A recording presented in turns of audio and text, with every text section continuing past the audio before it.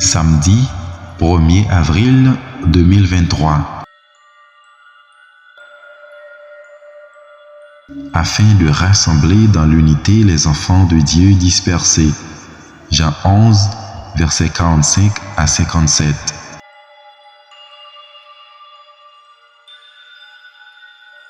Ta parole, Seigneur, est vérité et ta loi, délivrance. Rejetez tous les crimes que vous avez commis. Faites-vous un cœur nouveau et un esprit nouveau. Ta parole, Seigneur, est vérité et ta loi, délivrance. Ézéchiel 18, verset 31.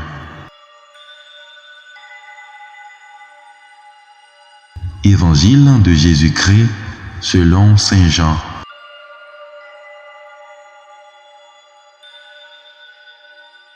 En ce temps-là, quand Lazare fut sorti du tombeau, beaucoup de Juifs qui étaient venus auprès de Marie et avaient donc vu ce que Jésus avait fait, coururent à lui.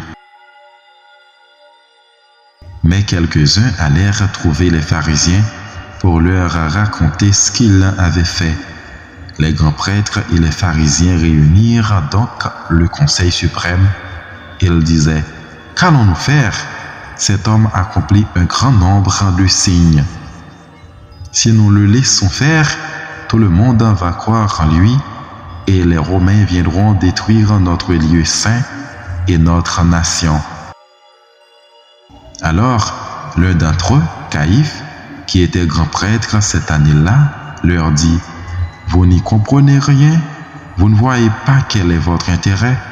Il vaut mieux qu'un seul homme meure pour le peuple et que l'ensemble de la nation ne périsse pas. Ce qu'il disait là ne venait pas de lui-même, mais, étant grand prêtre cette année-là, il prophétisa que Jésus allait mourir pour la nation. Et ce n'était pas seulement pour la nation, c'était afin de rassembler dans l'unité les enfants de Dieu dispersés. À partir de ce jour-là, ils décidèrent de le tuer. C'est pourquoi Jésus ne se déplaçait plus ouvertement parmi les Juifs.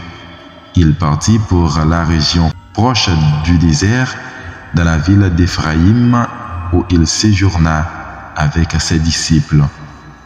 Or, la Pâque juive était proche et beaucoup montèrent de la campagne à Jérusalem pour se purifier avant la Pâque. Ils cherchaient Jésus et, dans le temple, ils se disaient entre eux: qu'en pensez-vous?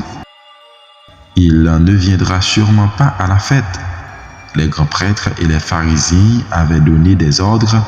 Quiconque saurait où il était devait le dénoncer pour qu'on puisse l'arrêter.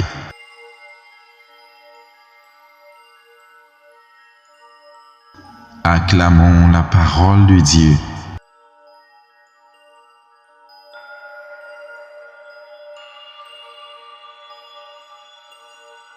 Méditez chaque jour la parole de Dieu à travers ses évangiles. Abonnez-vous à ma chaîne YouTube si vous ne l'avez pas encore fait. Likez, commentez, partagez. N'oubliez pas de cliquer sur la petite cloche pour être toujours notifié.